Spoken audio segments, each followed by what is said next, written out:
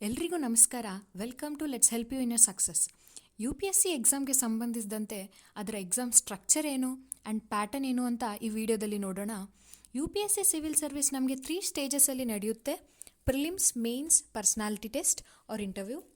Prelims ಏನೋ 400 ಮಾರ್ಕ್ಸ್ಗೆ, mains ಏನೋ 1750 ಮಾರ್ಕ್ಸ್ಗೆ, interview ಏನೋ 275 ಮಾರ್ಕ್ಸ್ಗೆ ಇರುತ್ತೆ.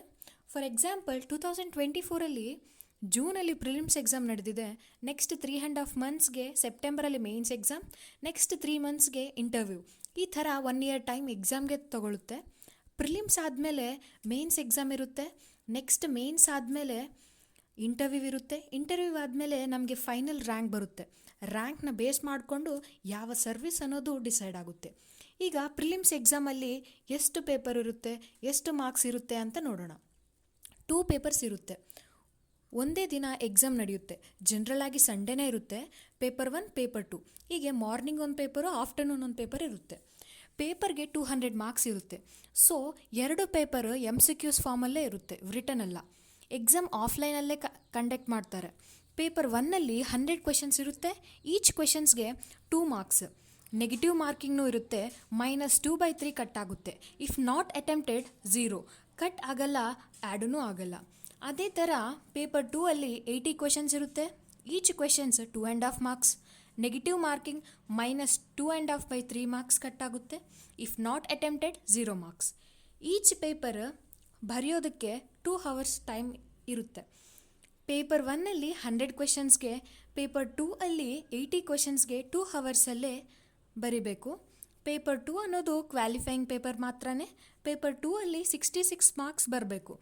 ಅಂದರೆ 33% ಮಾರ್ಕ್ಸ್ ಅಬವ್ ಬಂದ್ರೇ ಕ್ವಾಲಿಫೈ ಆದಂಗೆ.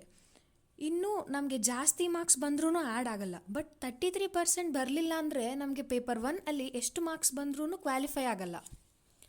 ನೆಕ್ಸ್ಟ್ ಮೇನ್ಸ್ ಎಕ್ಸಾಮು 1750 ಮಾರ್ಕ್ಸ್ಗೆ ಇರುತ್ತೆ.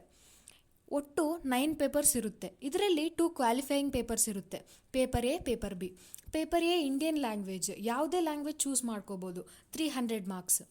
ನೆಕ್ಸ್ಟ್ ಪೇಪರ್ ಬಿ, ಇಲ್ಲಿ ಇಂಗ್ಲೀಷ್ ಇರುತ್ತೆ, ಎಲ್ಲರೂ ಬರಬೇಕು. ಇದನ್ನು 300 ಮಾರ್ಕ್ಸ್ಗೆ ಇರುತ್ತೆ. 25% ಮಾರ್ಕ್ಸ್ ಮಿನಿಮಮ್ ಕ್ವಾಲಿಫೈಯಿಂಗ್.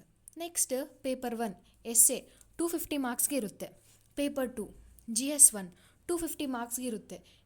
ಹೀಗೆ GS2, GS3, GS4 250 ಮಾರ್ಕ್ಸ್ಗೆ ಇರುತ್ತೆ.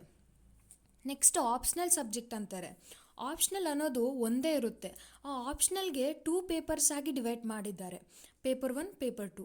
ಈಚ್ ಪೇಪರ್ 250 ಮಾರ್ಕ್ಸ್ ಇರುತ್ತೆ. ಓವರಾಲ್ ಆಗಿ ನಮಗೆ ಮೇನ್ಸ್ 1750 ಮಾರ್ಕ್ಸ್ ಇರುತ್ತೆ. ನೆಕ್ಸ್ಟ್ ಪರ್ಸ್ನಾಲಿಟಿ ಟೆಸ್ಟ್, ಇಲ್ಲಿ 275 ಮಾರ್ಕ್ಸ್ ಇರುತ್ತೆ. ಬೋರ್ಡ್ ಕ್ಯಾಂಡಿಡೇಟ್ನ ಇಂಟರ್ವ್ಯೂ ಮಾಡುತ್ತೆ, ಅವರು ಮಾರ್ಕ್ಸ್ ಕೊಡ್ತಾರೆ.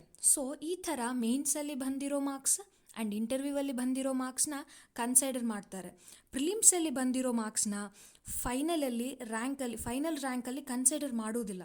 ಅಂದರೆ mains 1750 marks, interview 275 marks, overall ಆಗಿ 2025 ಮಾರ್ಕ್ಸ್ ಇರುತ್ತೆ.